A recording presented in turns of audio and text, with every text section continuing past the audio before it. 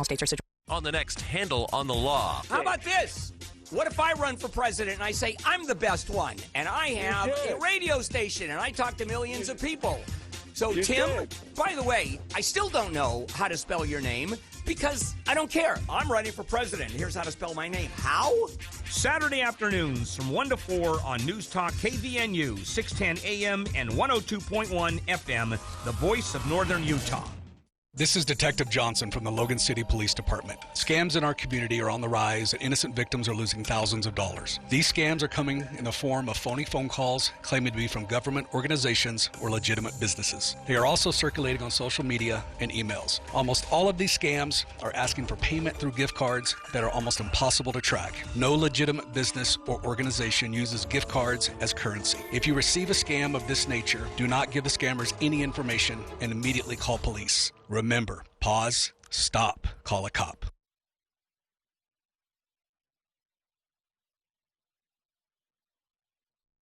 It's time for the Garden Guide with your host, Mark Anderson from Anderson Seed and Garden. New research suggests that people are more likely to eat vegetables if they have a tempting name. What would life be without homegrown tomatoes? Only two things that money can't buy, and that's true love and homegrown tomatoes. From gardening to landscaping. Today we are going to try and create garden eyebrows.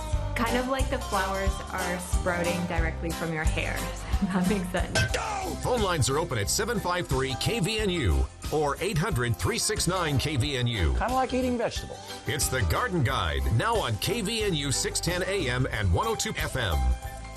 And we welcome you to the Garden Guide on a beautiful Saturday morning as we have a few clouds out there. Broke the record yesterday for the warmest temperature so far this year and the warmest temperature ever recorded for yesterday as we hit 78 degrees. Today it looks like it's not going to be quite as warm, but still a great day to get out into the yard. I'm Will Feelright, and joining me in the studio once again, Mark Anderson from Anderson Seed and Garden. And Mark, you almost think that we jumped spring and just felt like summer almost like yesterday. No, it felt very spring-like yesterday. We've been waiting for that forever. So it was so nice. I spent about 2 hours out in the yard and just raking up and checking the beehive and doing a few things around the house. We just have not had weather like that this year at all. It's like nothing was even close to that in March. So yeah, so nice. And then we had a little picnic with the family in the back yesterday afternoon, and doesn't get much better. No, it was a great day to be outside, and trees are starting to pop. I'm seeing leaves coming out. I'm seeing some trees. My apricot's in full bloom at home, so looks really good. Yeah, I was checking out the cherry trees last night, and they've got buds that are all just kind of swelling all on there. And same with the apples and the peaches and nectarines. So we're springing. Yeah, springing. Definitely time to and we can start tilling up the garden now. We've had enough dry days. Oh, enough dry days to make it happen. So I've got peas and onions all planted, and I'm hoping this weekend to get my potatoes in as well too. So I got carrots and potatoes, beets and chard and parsnips that can go in now as well too. So all your early crops, we should be planting those if they're not already planted. So peas, spinach, lettuce, radishes, onions, cabbage, cauliflower, broccoli, kale, those can all go in right now. Okay. Even if it snows again, even if it freezes again. Still be okay. No problems. But then potatoes, carrots, chard, beets, parsnips, they can handle the cold as well too. So the soil's warm enough now to get those planted and get those going. Okay. So a good time for that. And we just got some new onions in. So new onion plants came in. Grapes came in the other day, so grapes are finally here. So we have been waiting forever, it seems like, for the grapes to show up. Here. Yeah, but the grapes are all here, so I got some great varieties of grapes. And then all the small fruits. So just got some more raspberries, just got some more strawberries in. We've got currants, all three colors. So we've got white, red, and black currants all in stock. Gooseberries, blackberries, blueberries, like everything's here. It's all here. Yeah, it's all here. And we did get our last shipment of fruit trees in on Monday also. And so all those trees are in now. So I've got lots and lots of peaches. I've got nectarines, apricots, plums, apples, pears, Okay. It's the whole gamut of all of them. Then we have some of the combos as well, too. So we've got some of the Pluaries and the Pluots. So the Pluaries like a cross between a plum and cherry. Oh. And the Pluots are an apricot plum combo. And they're really, really good, too. So those are fun. All the nut trees are in. So we've got walnuts, almonds, and filberts this year. So we've really struggled the last couple of years to find filberts. So we've actually got filberts in stock right now. So if you want some hazelnuts growing in your yard, we've got hazelnuts. And I even have a few chestnuts too. Most of these fruit trees, these are all the potted ones now. They are all bare root still. Oh, yeah, okay. So they're all bare root. We had to start potting a few of them up because they started budding. Yeah. So they're starting to pop. So we're gonna just gradually start planting them up as they start to like leaf out, because they'll do better in pots instead of bare root if they're starting to leaf out. So, but yeah, a really good selection right now. In fact, most of the trees showed up late this year, so we have more here the 12th of April than I would like normally to have. But that's the way it rolls with the weather. Yeah, that's the way it rolls with the weather. But all kinds of crazy fun things happening at Anderson. So nothing too crazy this weekend except for some beautiful weather. So take advantage of it. Come in. Great time to fertilize your lawn. Good time to get after some weeds. Great time to get some things planted in your yard as well too. Our shade and flowering trees, 5-gallon, still on sale. So they are 30% off, and they're going fast now that the weather's good. So if you need some shade or flowering trees, I've got some gorgeous 5-gallon ones, 30% off to start the season off with. Great time to come in and pick out some trees, dig some holes, get some trees planted. And then next weekend is our spring open house. So for our spring open house, we've got some great deals going on Friday and Saturday. We might even start some on Thursday as well too, since the weather looks good next week as well too. So it's been a while since we've had 2 weeks of nice weather. Looking forward to for it. a while. So we've got great pricing on strawberries. We've got pricing on wave petunias. We've got geraniums and herbs on sale. We've got some different fertilizers on sale. We've got full flats of flowers will be on sale as well, too. And 10-inch hanging baskets. We always have our special on our 10-inch baskets for our spring open house. So listen for our ads on the radio. We'll be doing a whole bunch of stuff on social media. And our spring open house is next weekend at Anderson Seed and Garden. So we're hoping to kick off the season and really get everybody excited about the planting season. Then the next weekend after that, on Friday, I think it's the 25th, we have our compost tea party. So we're kicking off the compost tea already. Yeah, so we'll be brewing compost tea 24/7 from there on out. If you've never done our compost tea program, we offer free refills all summer long. So you come in, you buy a 1-gallon container or a 2.5-gallon container, and many of our longtime compost tea customers don't get ones anymore. They get 2.5s. Yeah. They get 3 or 4 of the 2.5-gallon containers. And then throughout the season, you can bring those back and get them refilled for free. So basically you're paying for the container and then you get free refills all summer. We usually keep the compost tea brewing until about mid-August, like right before school starts. We usually run out about then. So we can plan on that. And with the compost tea, if you've never used it before, compost tea is full of microbes and microorganisms. It's got mycorrhiza in there. It's got all kinds of great natural biology to put back into your soil. So it's going to boost your soil. It's going to make your soil work the way it's supposed to. It's going to free up nutrient, make that available to your plants. And the compost tea with all those microbes and microorganisms in there, they'll decompose all kinds of organic matter in your soil. They'll break down pesticides and toxins that have built up in your soil over time, and they'll actually take care of diseases that are in your soil or on your plants as well, too. And it's got just a little bit of nutrient in there to keep everybody happy as well, too. So if you haven't used the compost tea, it is like magic. Plants go like crazy. I had a gentleman in yesterday. He's like, I wasn't sure if it was going to work. I got this last year, and my pumpkins, I had like 40 pumpkins on my one plant, and I had, a wheelbarrow full on this other plant. And he was just like so excited about it because his garden had never performed like that. Like it did. Yeah, like that before. He's just like, you got to show me how to do this because I live in Preston, and it's really hard for me to drive all the way down and, get refills. I was like, dude, I totally get it. It's like, I wouldn't do that. Yeah. I'm not going to drive 30 minutes to come get the compost tea. It's like, here, I'll teach you how to do it. Here's the products that you need to do it with. And he was like so happy when he left because then He doesn't have to drive all the way back in to get stuff. So he's got compost tea that he'll be brewing himself, all season long, so he can use it whenever he feels like it. Yeah. So Compost Tea Party, 25th of April. That's when we kick off the season for the compost tea. And then the very next day is our planting event. So our spring planting event. And this is an event you have to sign up for. So you've got to sign up for the spring planting event. We do it every year. The only year we didn't do it was COVID year. So we didn't do it that year. However, the planting event, you sign up for it for a specific time, and then we'll have someone there available to help you pick out your flowers.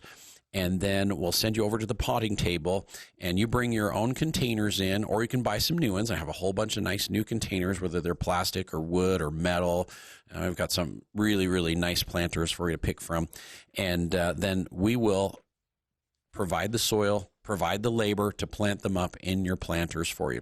Now we're talking, average size planters that are mobile. We're not talking the horse trough that you throw in the back of your truck and bring down, and we're not going to plant up the back of your small pickup truck either. 20 to 24 inches is kind of like our maximum on size. And try not to bring too many planters. We're trying to take care of a lot of customers, and so usually 5 or 6 planters is kind of like our maximum on how many we'll do. But I have people there ready to help you pick out your flowers, and then I've got people there ready to plant them up for you as well too. So we'll provide the labor, we'll provide the soil, and you purchase the flowers, purchase the planters if you need some new ones. We'll probably ask you to pay a little bit, a very small amount for a little bit of bark down in the bottom for drainage. So we'll charge you for bark and for fertilizer to get things going. But otherwise, it's our free planting event.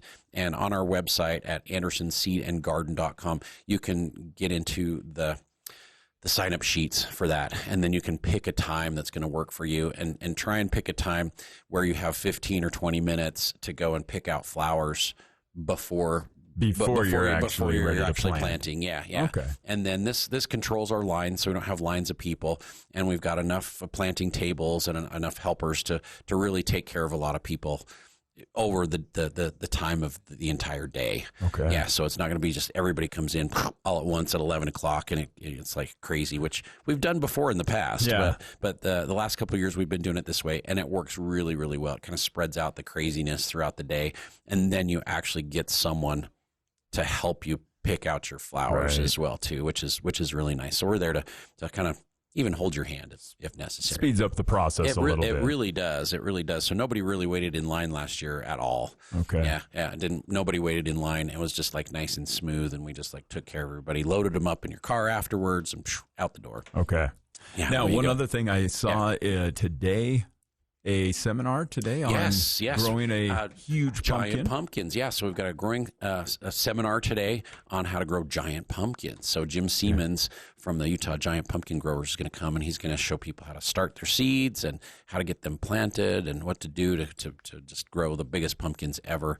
And hopefully you can grow some giant pumpkins to bring for the Pumpkin Festival. It'll be this fall. 27th of September, Giant Pumpkin Festival, and Way Off. Right on Center Street, right in front of Anderson's. So, all right. Yeah, lots of fun. A lot of things happening, and we have got the phone lines open. If you've got a question, a comment for Mark Anderson of Anderson Seed and Garden, call those in to 435-753-KVNU. That's 753-5868. And as we take calls today, we also have a guest we want to welcome this morning. Special guest, we've got Mark from Green Gro. Thanks for joining us on the show, Mark. It's great to have you here.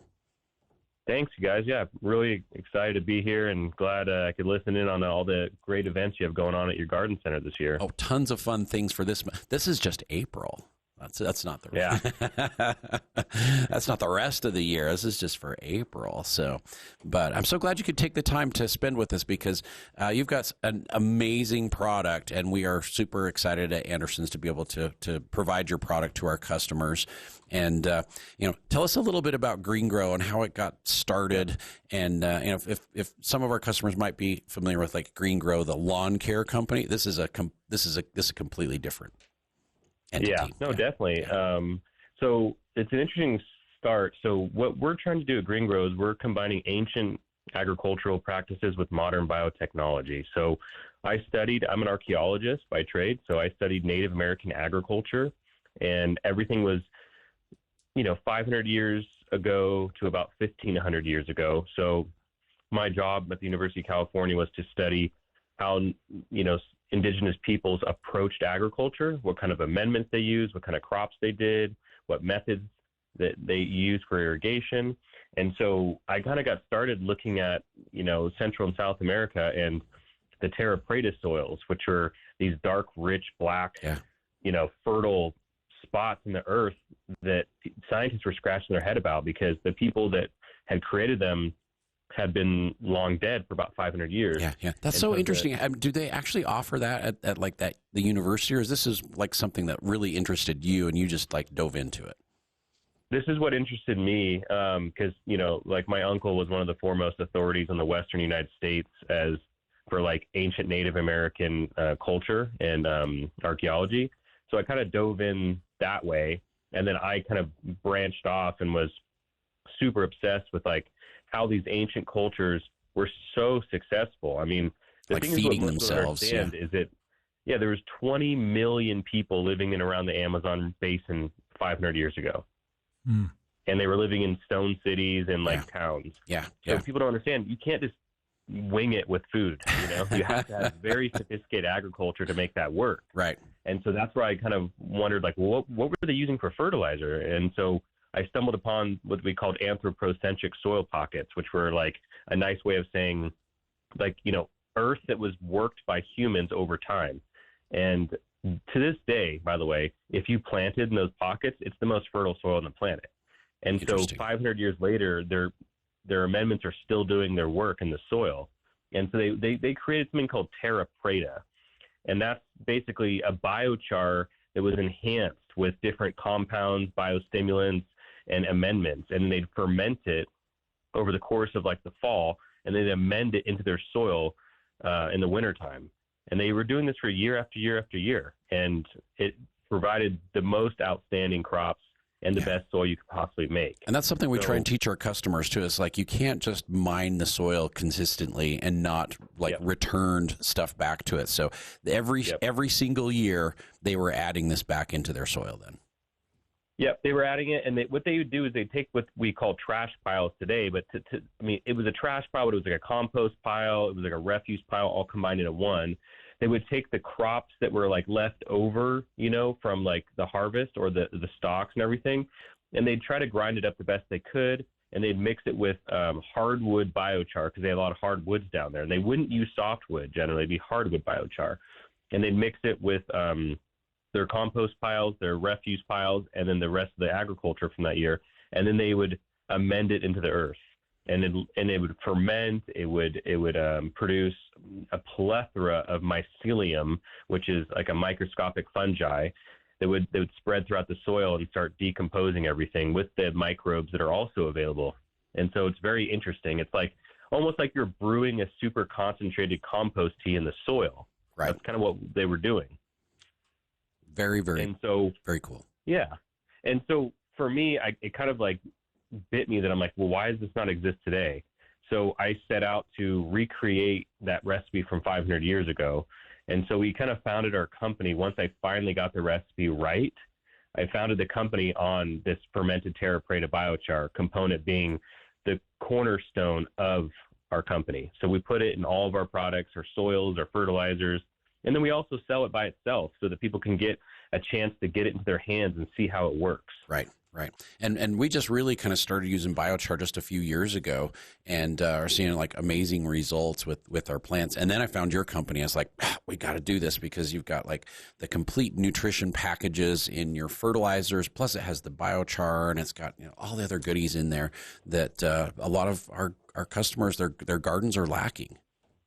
Yeah, no, that's kind of the core philosophy of what we're trying to do. We're trying to like take modern look at fertilizers because a lot of the fertilizers that are on store shelves, they're great, but they haven't changed in 30 years. Right. And so what I'm trying to do, I'm trying to go into the past, bring some of that knowledge into the fertilizer making process, and then also take the new information on biotechnology that we're learning every day and add the right mycorrhizal fungi, the right beneficial bacteria, and the right concentrations with these amendments to get the maximum effect. Right. So we think that you should be able to.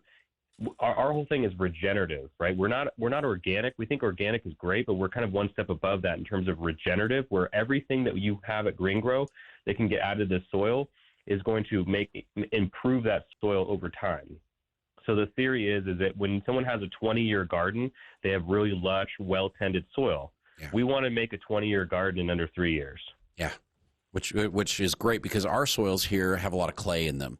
And so a lot of our customers are really struggling with clay and how it clumps up. And they, in the summertime when it gets really hot, it turns into like bricks instead. So it's like really, really hard stuff. So the more organic matter we can add in there and the more, beneficial bacteria and microbes that we can put in there to really, make that decompose and happen, all of a sudden you have this amazing soil that you're like, dang, this is like way better than it was 2 years ago. No, exactly. I mean, we're just trying to make sure that people have a success in gardening, because our kind of philosophy too is that I'm exclusively obsessed with young families, right? I want them to garden. I want them to teach their kids how to garden and have it be fun, right? If it's too hard to garden, they're going to give up on it, right? So if you make products that are simple to use and provide good results, like any kid's going to be excited when they plant, a tomato plant, and then a few months later they're harvesting tomatoes off of it because they did that themselves. Exactly. That's the philosophy we've had with our kids growing up too. And as they were little, they'd go to like their friend's house, and their parents would serve spinach or squash or broccoli or these really, as kids call them, gross vegetables. And my kids would just eat them up like crazy. And their parents would call us and they're like, how do you get your kids to eat this stuff? It's like, my kids won't touch it. And it's like, well, my kids have grown it.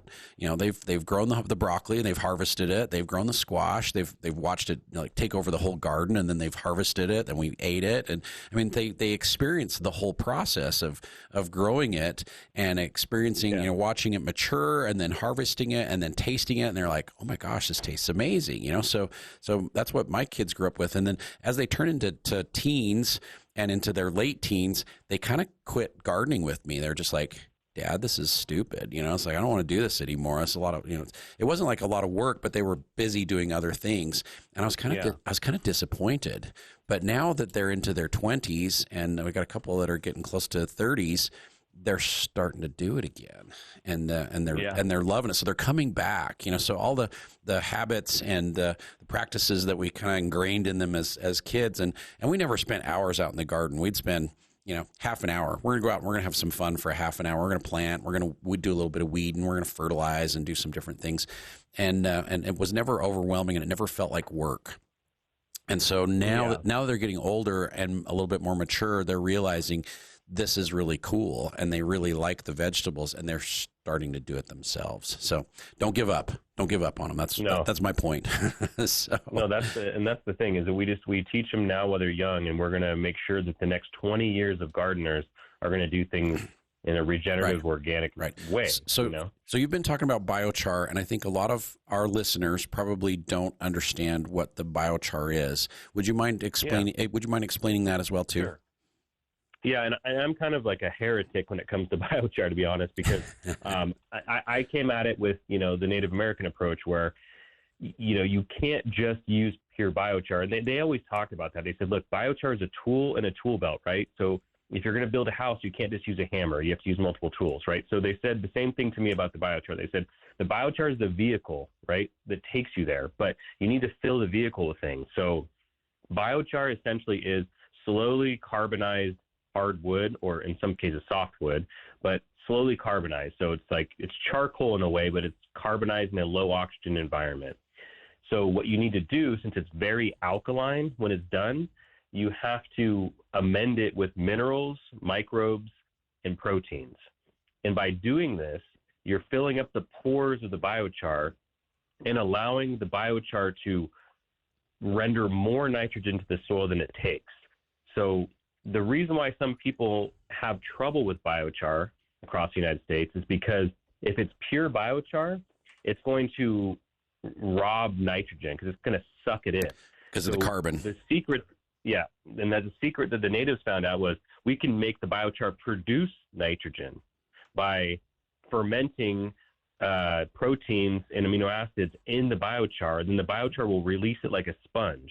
And so that's what we do, because when people use biochar, you hear people say, oh, yeah, just use as much as you want. That's not the way the natives would say to do it. They would say you want 5% or less, okay, by soil volume. Because if you don't do that, you're going to have a high alkaline soil that's going to suck nitrogen. So what we always want to do is, for success, a little bit goes a long way. And I think that goes anywhere with gardening, right?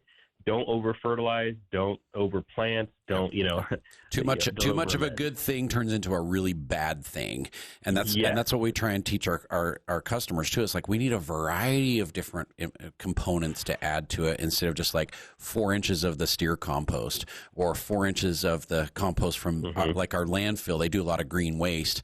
And so they compost that and they shred it, and some of our customers will put like 4 or 5 inches of that on their garden, thinking it's going to be like amazing the next year, and it depletes the soil of nitrogen until there's like nothing growing in there. Yep. Yeah, and that's kind of what happens with biochar too. I mean, biochar is an amazing amendment. I think everyone needs to use it in their life to a certain extent. Just we need to make sure that we're practicing with it properly. I think the best thing to do is look at biochar as a way to enhance the soil, and it collects microbes. Okay, so it's a microbe magnification tool, and so it's going to magnify the good microbes you have in your soil, and that's what we want to do. And it's also going to help your roots stay clean and healthy, which is great. Yeah, and so we believe adding it a little bit every year is a good idea.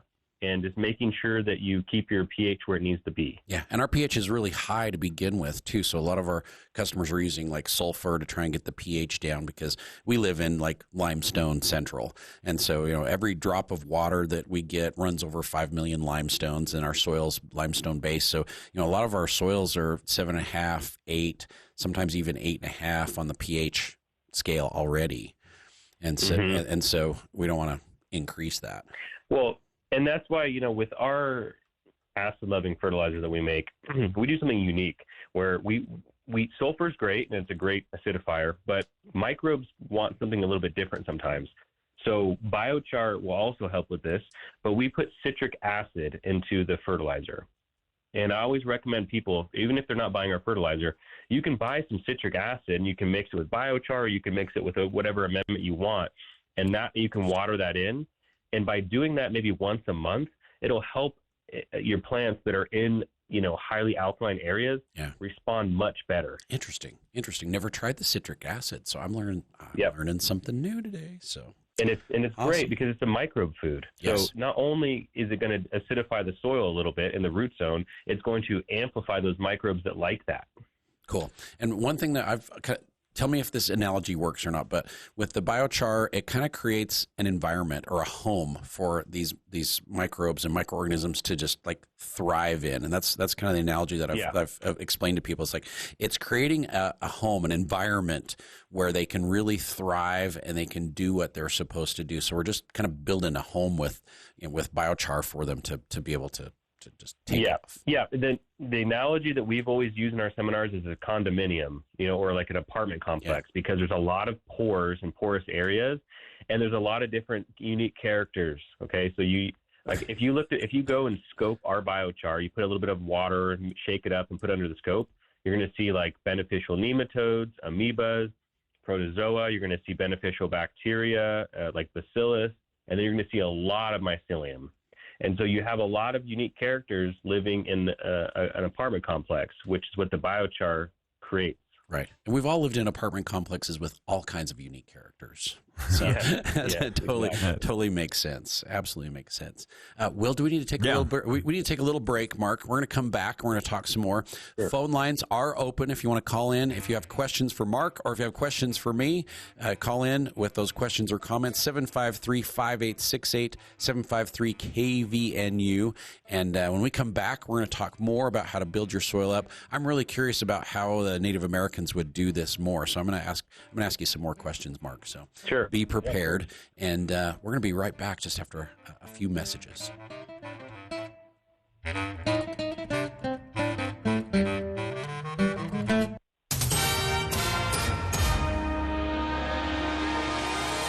With your KVNU News Update, I'm Will Feelright. Juniper Systems, a tech company based in Logan, has announced that Brad Benson is becoming its new president. Benson brings more than 25 years of executive leadership experience, including key roles at Intel, and has served on the boards of Juniper's parent company, the Campbell Group, since 2018. Juniper Systems, which employs over 175 people in Logan, develops rugged mobile computing solutions for sectors like agriculture, utilities, and defense. Now, CEO Rob Campbell praised Benson's leadership and communication skills, saying he's confident Benson will build on the company's 30-year legacy. Now, Juniper Systems was founded back in 1993 by Ron Campbell as a subsidiary of Campbell Scientific. And much of Utah got through the last winter year with near-normal conditions for snowfall and precipitation, but there was an early melt of snow at lower and mid-elevations, which is bringing a runoff in the coming months with little threat of flooding. Now, the Water Supply Outlook meeting that was held earlier this week in Salt Lake City brought together water experts, reservoir managers, and other water providers. Now, they showed that the snow accumulation season reportedly peaked March 23rd, which is a bit early, logging 14.3 inches of snow water equivalent, according to state officials, which they say is about average. Now, the Weber-Ogden Basin logged at about 100% of its snow water equivalent as of April 9th, while the Bear sits at 104%, and Provo and Utah Lake is around 106%. Of course, as you move further south, though, there have been drier conditions. Well, weather-wise, going to see some clouds, but overall, nice weekend as temperatures going to stay right around the mid-60s to mid-50s, with overnight temperatures staying around the mid-30s. Will Feelright with your KVNU News Update. Jim basketball would tip it off from the association, where the Western Conference had 6 teams seeded 3 through 8, separated by 2 games in the standings with just 2 days left on the schedule. The Lakers 3 and stay there. Luka dribbles into the paint. Follow a 15-footer. Good again. Luka up to 37 points, and we're not even in the fourth quarter yet. At 7:10 ESPN LA, Lakers clinch that 3rd seed, and they get their 50th win, 140-109 over the Rockets. Luka Doncic, 39 points, 8 rebounds, 7 assists. Nikola Jokic became the 3rd player in league history to average a triple-double for the season as the Nuggets beat the Grizzlies 117-109. Jimmy Butler, 24. Warriors passed the Blazers for their 48th win, 103-86. Kawhi, 28. James Harden, a 23-point triple-double as the Clippers get their 49th win, 101-100 over the Kings. Rudy Gobert, 35, 11 rebounds. Minnesota, 117-91 over the Nets. Giannis, a triple-double with 32 points, 15 assists, 11 boards. Bucks pass the Pistons to clinch 5th in the East, 125-119. Darius Garland, 26. Cavs come back from 23 down. Best the Knicks, New York, 0-8 against the top 2 teams in the East. Peyton Pritchard, 22. Celtics over the Hornets, 130-94. That's their 60th win. From baseball, Tommy Edman, a 3-run shot, and the Dodgers blanked the Cubs 3-0. Jung-Hoo Lee, a 3-run home run and a 5-run first. Giants rout the Yankees in a rain-shortened affair 9-1. Fernando Tatis Jr. goes yard. Nick Pivetta 7 strong as the Padres blank the Rockies 8-0. And Jose Quintana 7 scoreless in his Brewers debut. They blank the Diamondbacks 7-0. Justin Rose, a 71. That's 1 up on Bryson DeChambeau halfway through the Masters. And Saints quarterback Derek Carr's shoulder injury and status for the coming season in jeopardy.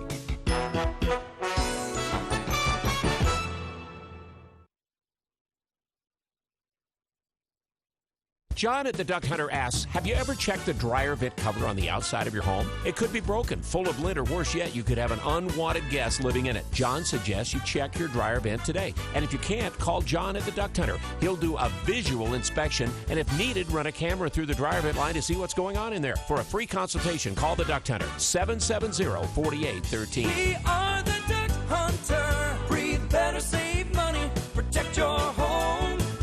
We are the Duck Hunter. The Garden Guide on News Talk KVNU, 610 AM and 102.1 FM. And we welcome you back to the show. 8:39 on this Saturday morning. We'll feel right along with Mark Anderson of Anderson Seed and Garden and Mark Ervin of Green Gro joining us on the line as our special guest this morning. And welcome back to the show, Mark. And just as we get started, we've got a caller who has just called in. Lori's joining us on the line from Richmond with a question. Lori, go ahead. Welcome to the show. Thank you. I have some beans that I got from a fellow in Colorado, and he got them from a friend who found them in archaeological place, anyway, where the Anasazis lived. They found these beans. They didn't know how old they were, and they grew them. They literally grew.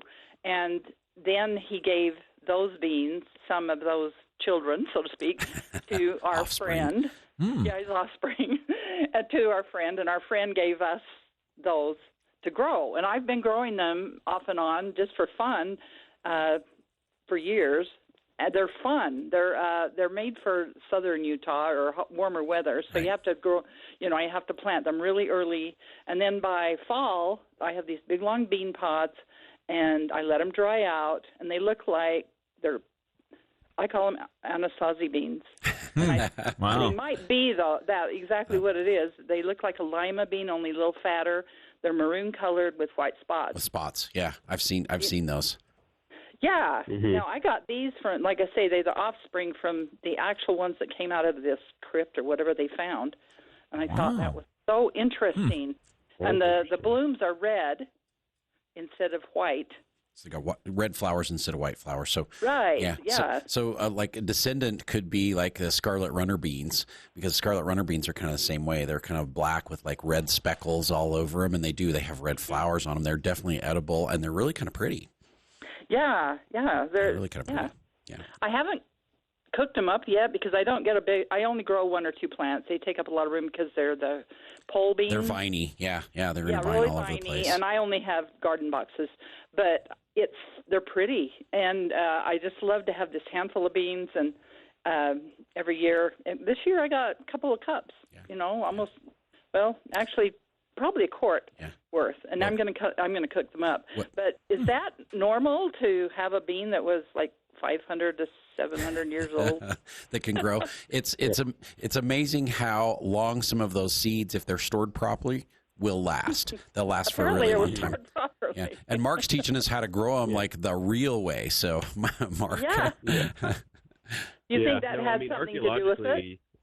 Go ahead. Yeah, archaeologically, you can find seeds that are almost thousands of years old if they're stored properly.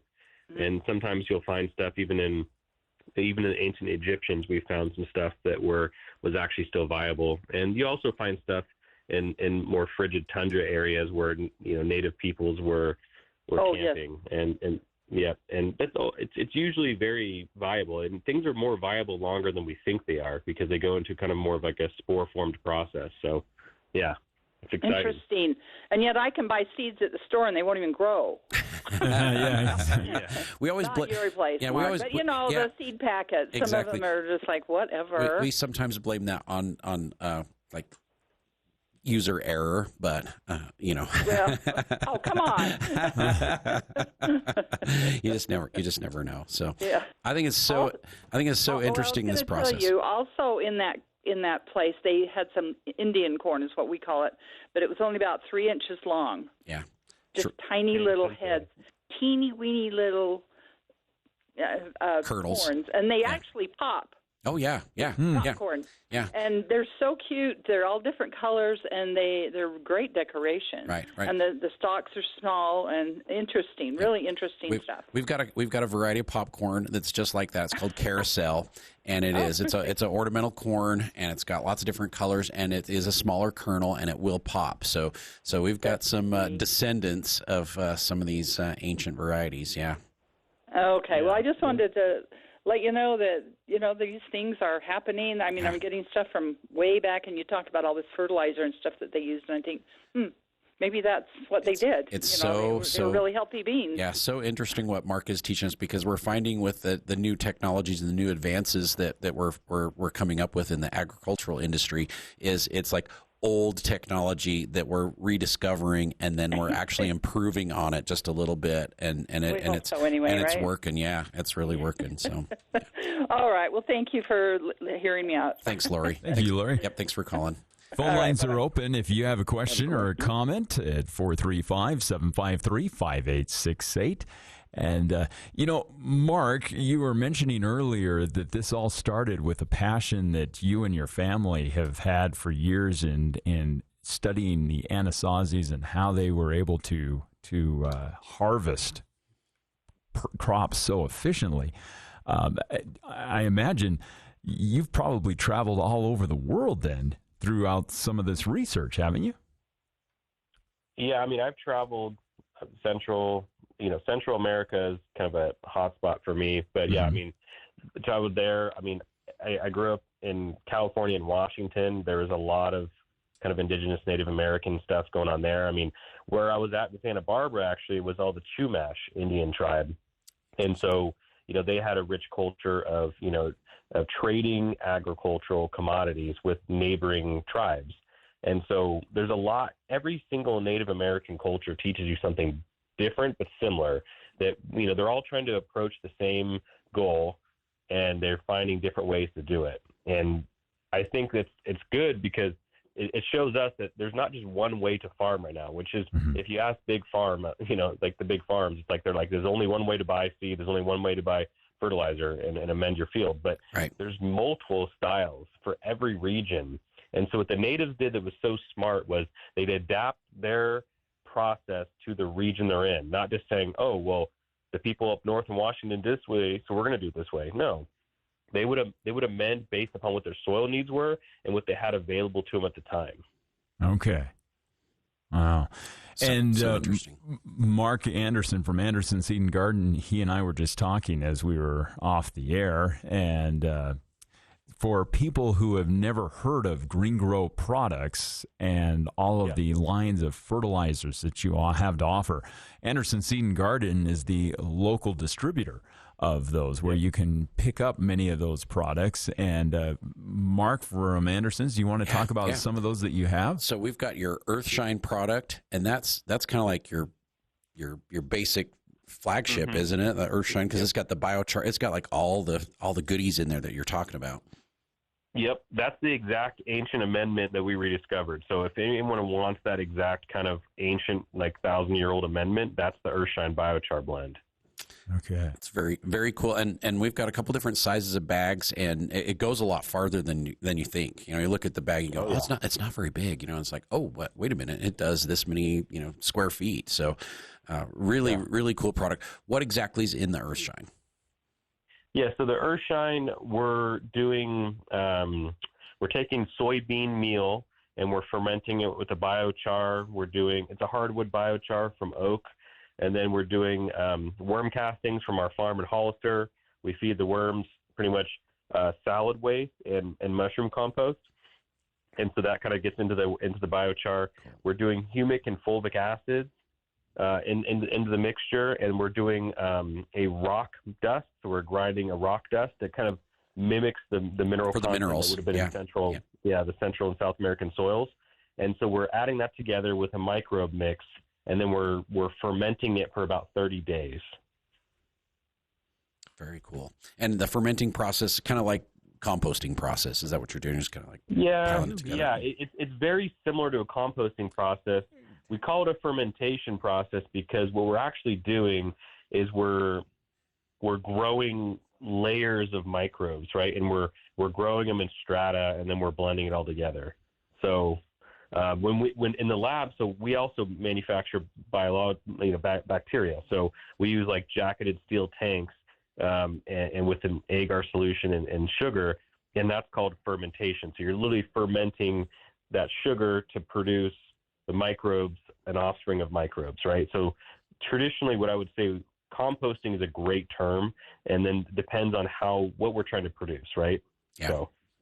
Very cool. Then we also have a lot of your fertilizers as well too. So we've got your all-purpose, we've got your veggie blend, we've got your rose and flower blend, and these have the Earthshine products in there. But then it's also got all these great natural, like nutrient ingredients. I mean, you've got feather meal, you've got blood meal, and bone meal, and kelp meal, all kinds of great nutrient in there. Yeah, and what we do is with the fertilizers, again, we're hearkening back to like Native American stuff. So we use catfish meal. Catfish meal is very important, and I don't know any other company that's using that. But most people that say they use fish meal are using kind of like the remnants of like codfish, after the fillets and the dog food's been taken. Right. We're using whole catfish meal. So a whole catfish gets turned into like what is it? You dehydrate them and grind them into a powder. Sure. So that's going into the mix with, the kelp and humic acids. And then also we're adding in Green Gro's proprietary mycorrhiza and beneficial bacteria. And we're doing it at levels that I just don't think any other company is doing it at yet. Even close. Like we've carried a lot of other like natural fertilizers, from like Fox Farm, and we've carried Job's as well too. And when you start to compare the ingredients that are in there and the live spores that you've got and the different bacterias, it's like yours has millions in it of propagules, and some of the other ones are only like 20. It's like when I start to look at the bag and I show it to people, they're like, oh my gosh, this has thousands more active ingredients in there than these other products. And it's like, yes, these are like amazing fertilizers. So yeah, it looks like we've got a phone call. We try. Yeah, for sure. We got a phone call, Mark. Yeah, we do. And Todd is joining us on the line from Logan. Todd, welcome to the show. Good morning, Mark 1, 2, and how are you? Yeah, we're doing great. We're doing great, Todd. Doing good. Hey, what's the difference between the Biochar and the Garden Max? Oh, that's a good question. The Garden Max is mostly just like composted product, where they've added other things in there like kelp meal, and they've added worm castings and mycorrhiza as well too. But from what Mark has described, the Biochar that you've got, Mark, has like the Biochar plus all the added ingredients to fill up all the pores to make it work. Yeah, we're doing as many minerals as we can, and there's 102 known trace minerals that your body and plants can absorb. So we're trying to get as close to that number as possible, which most fertilizers are lacking in. And then we're adding proteins, amino acids, microbes, humic, fulvic. Yeah. It's the proteins that really kind of set you aside from everybody else, and the minerals, of course. But it's like people don't realize that you can feed those microbes and those microorganisms in your soil, and then all of a sudden they're performing and they're working the way they're supposed to, and then all of a sudden they're digesting all the nutrient that's out there, making it available to the plants so they can pick it up and use it a lot easier. Because we've used some of these nutrients for years and years and years and years, and bone meal takes forever for it to start to release the nutrient if it's just sitting out there in inert soil. Same thing with cottonseed meal and all these different fertilizers. But your product makes it so it's almost releasing the nutrient as fast as a synthetic fertilizer. Yeah, it is. And that's kind of the idea too. It kind of harkens back to your talk about compost teas. Yeah. The more you apply compost teas, it doesn't harm the plants. It's like taking a probiotic every day. Like you want to eat yogurt as often as you can. You want to eat fermented vegetables, right? Because that's going to help your gut microbiome digest your food faster. It's the same way to our soil. We're using multiple techniques like compost tea, mycorrhiza, fermented biochar to enhance the digestion process so that the plant can tell the microbes, hey, I want some more of this, and it gives it to them. Yeah. Very very cool. Go ahead, Todd. Okay, so I need to add biochar instead of my Garden Max. You could do both, because it's going to take all that nutrient and all that organic matter that's in the Garden Max, and it's going to decompose it faster, and it's going to make it work in your soil, and then it's going to improve your soil. So like every year, I'm adding as much organic matter to my garden as I possibly can, and my garden is a little bit bigger than yours, Todd, just like a tiny bit bigger. Just Mine's bit. like 8,000 square feet, so it's hard to get a lot of organic matter to put in there, So if you've got like raised beds like Todd does, it's really easy to kind of amend those. But I'm looking for like large quantities of stuff that's not going to cost me an arm and a leg. So I'm using like straw, and I'm using like lots of leaves and grass clippings that have been all like chopped up together. And then I'm adding a little bit of, a poultry compost, but then I'm adding, humate, which is in the earth shine, and I'm adding the biochar, which is in the earth shine. I'm adding the worm castings and the mushroom compost. Mark, I'm trying to like build the same thing for an 8,000 square foot garden. Doing it the old fashioned way, So, but well, that's what I did when I first had my raised beds. I added that from scratch, and then you told me I didn't have to add anything in the spring. We got to recharge those beds because they gradually lose all that nutrient. They lose that mineral over time, and so a product like the Earth Shine and Green Gro's all-purpose food or their veggie food will completely recharge that soil. But it's something you got to do. You got to do every single year. So my question is for you, Mark, and both Marks. How much biochar should I put in my garden or my boxes now? Oh, yeah.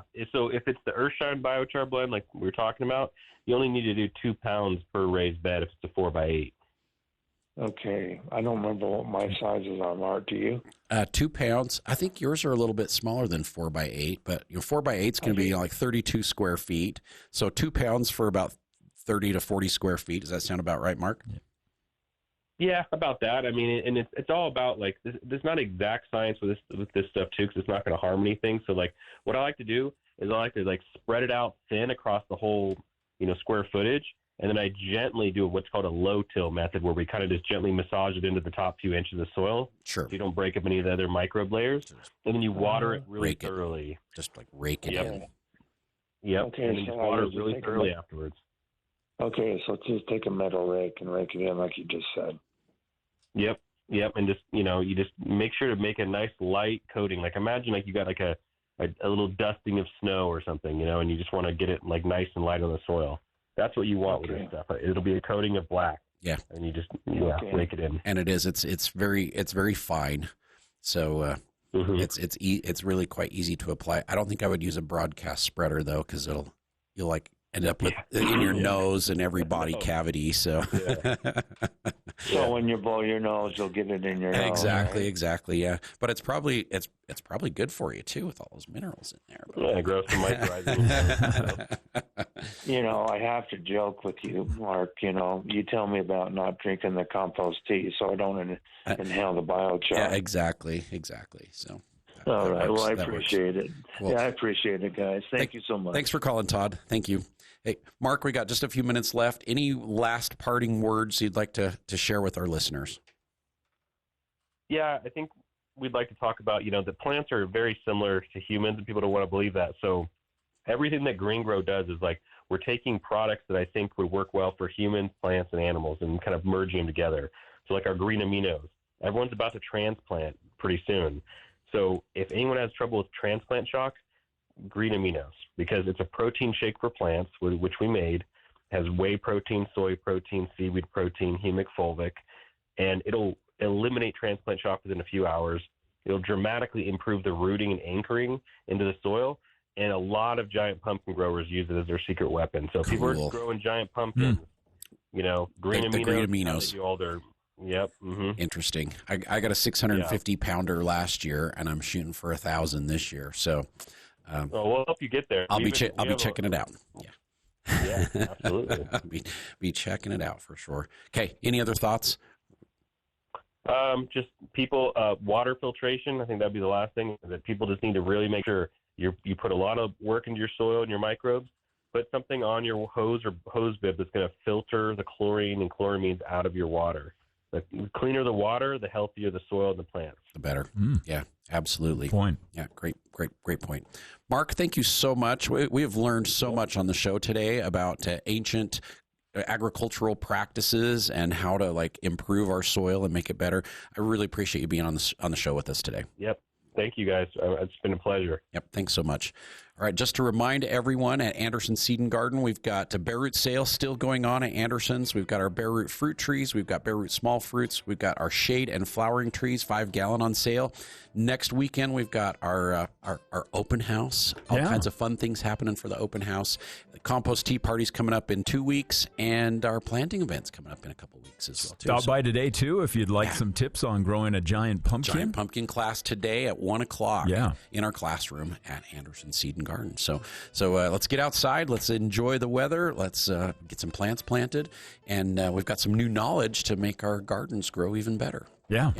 And the spring open house kicking off next weekend. Lots of great sales. Hanging baskets will be on sale. We'll have flowers on sale. We will have some different fertilizers on sale as well, too.